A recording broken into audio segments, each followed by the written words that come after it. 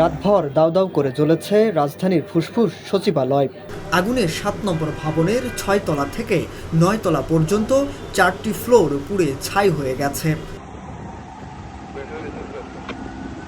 এই ৪টি তলায় আর কিছুই অবশিষ্ট নেই।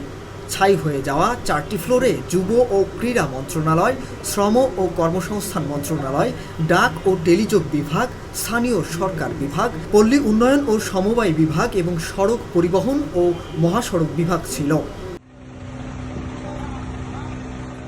এদিকে সচিবালয়ে লাগা আগুন পরিকল্পিত হতে পারে বলে সন্দেহ প্রকাশ করেছেন নৌবাহিনীর senior chief petty officer Aminul ইসলাম।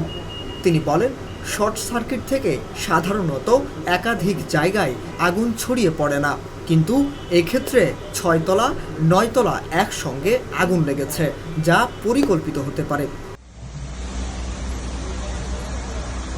বৃহস্পতিবার সচিবালয়ের ৭ নম্বর ভবনে আগুন লাগার পর ঘটনাস্থলে ফায়ার সার্ভিসের সঙ্গে সহায়তায় নৌবাহিনীর একটি টিম মোতায়েন করা হয়। এছাড়াও সচিবালয়ের অগ্নিকাণ্ডের ঘটনায় যে বা যারা জড়িত তাদের বিন্দুমাত্র ছাড় দেওয়া হবে না বলেও মন্তব্য করেছেন অন্তর্বর্তী সরকারের যুব ও ক্রীড়া এবং স্থানীয় সরকার, পল্লী উন্নয়ন ও সমবায় মন্ত্রণালয়ের উপদেষ্টা আসিফ মাহমুদ।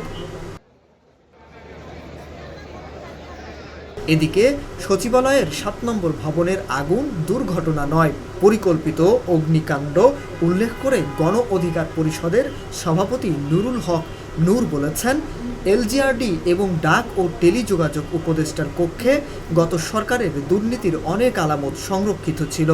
এ ঘটনা থেকে সরকার শিক্ষা নিতে পারে বলেও মন্তব্য করেন তিনি।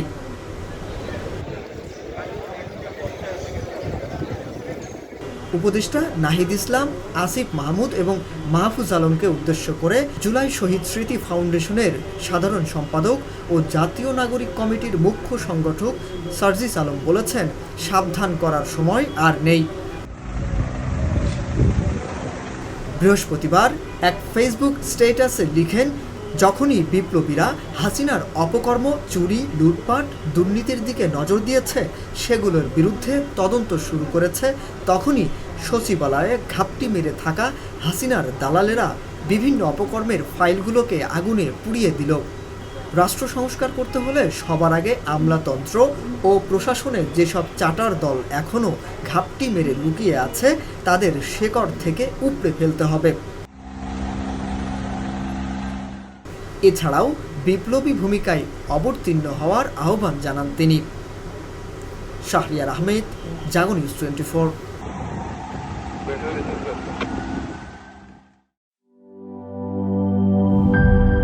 টাইলক্স, যার অ্যান্টিব্যাকটেরিয়াল এজেন্ট টয়লেটের কোনায় কোনায় পৌঁছে ৯৯% জীবাণু ধ্বংস করে। টাইলক্স টয়লেট ক্লিনার, ক্লিন মানে টাইলক্স।